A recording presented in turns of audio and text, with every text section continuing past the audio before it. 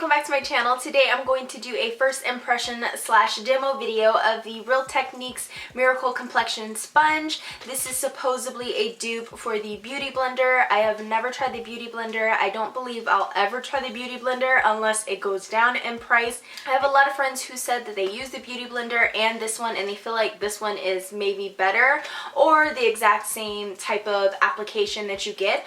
So I wanted to try it for myself. I got this for $5.99 at Ulta. I'm going to go ahead and go wet this and I'll apply my foundation and concealer with it, and you guys can see for yourselves if it's worth it for $5.99 or if you were just going to splurge and spend the $20 on the Beauty Blender. So maybe I will put a primer on one side of the face and then one without so you guys can just see what the application looks like. So I'm using my Monostat chafing gel. It's like one of my favorites, and I'm just gonna put it on this side of the face. And by the way, this is my first type of talking tutorial, so let me know if you guys like these. I kind of like to do voiceovers because I like to get to the point, really. But if you guys like these, I can maybe throw in like 1 or 2 videos like this every now and then. I'm going to use the CoverGirl Outlast Stay Fabulous 3-in-1 because this one is very popular, this foundation. And I feel like it's a full coverage foundation, so you can kind of really see what the sponge does using that. So I'm just going to do a small pump on my hand, on the back of my hand, just like that. And I'm just going to apply it like this. I have a little bit of scarring here from acne because I broke out. So I'm using sort of like a stippling, bouncing motion, and right away I do notice it's not as firm as the Beauty Blender that I get from the drugstore, and it actually does blend in the foundation a little bit quicker than the other one, and it's not really soaking up a lot of product either. The other one from TJ Maxx did soak up a lot of product, and that made it a little bit hard for me to clean. So still like that sponge though because it was cheap. And use the tip here around the nose. Make sure I blend it all in properly there. And right away I do see that it actually looks like my skin using this sponge. It's not like caked on. And this is a foundation that I mentioned in my top 5 favorite foundations video where it was a little too cakey for me. But using the sponge, it doesn't really look that cakey. And with it damp, that's probably why. So that's a really good bonus for me. Okay, so that is one side of my face using the Miracle Complexion sponge. And as you can see, it does really look natural even on the second coat. You can tell that I have something on my face, unlike the first one where it just looked like my skin but a little bit better. But I'm so far loving the sponge for this reason. So I'm going to go ahead and take the foundation to the other side with the primer, and we'll see what it looks like that way. And I'm glad I used this foundation because, like I said, it's cakey on me when I use a brush, so maybe this will be the solution to the problem I have.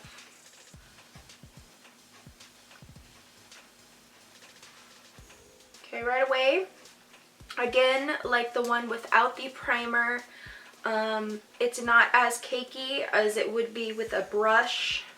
Usually I use the brush with this foundation. It's not as cakey. It really does look like my skin, but it does look like I applied a second coat because I have the primer underneath and it covered up my pores. Unlike this side, it didn't really cover up my pores much, so I had to use another like pump to try to get rid of the pore thing. But on this one, it's not super cakey. You can still tell that I have something on my face, but I don't have pores obviously because I have the primer on my skin. So I'm going to do one more pump on this side, just a small pump, and go on any scarring that I have or discoloration again underneath my eye, and then I'll move on to concealer after this. So let's put this underneath the eye, just pat it on, and I'll blend it out using the sponge. I just like to make sure that I get it on the actual areas where I need it first, and then blend it in. Okay, flat side.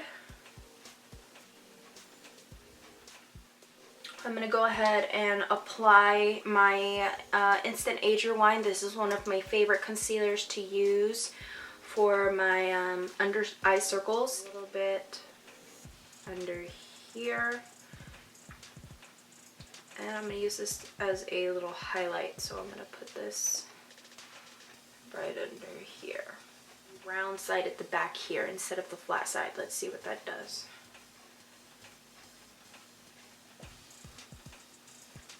Okay, so it did brighten. It actually did blend the concealer really well. Really did. I really like that.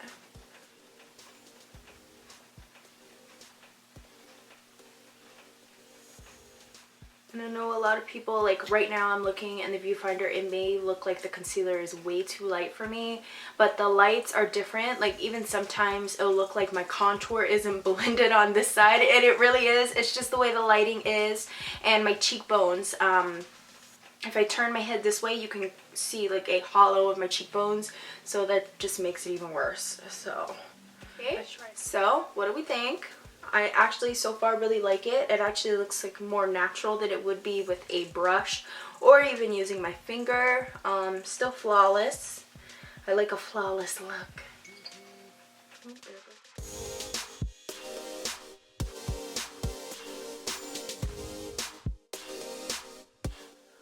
Oh, alright guys, so that is the end of my full demo video of the Real Techniques Miracle Complexion sponge. Hopefully this helped you guys decide if you should get the sponge or if you should get the beauty blender. So far I really like the sponge. I feel like it blended everything in very seamlessly, and I didn't have to use a lot of brushes. So in turn for me, that's great because I do have a lot of brushes. Well, as I blend it out, honestly, I am loving this so much. I highly recommend that you check out this sponge. It's only $5.99. You can get it at Ulta.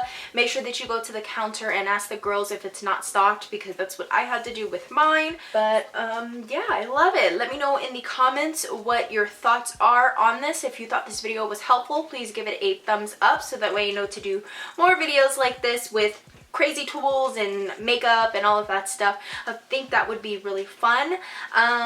If you have any suggestions or questions, leave them down in the comments and subscribe. I'll see you in the next video.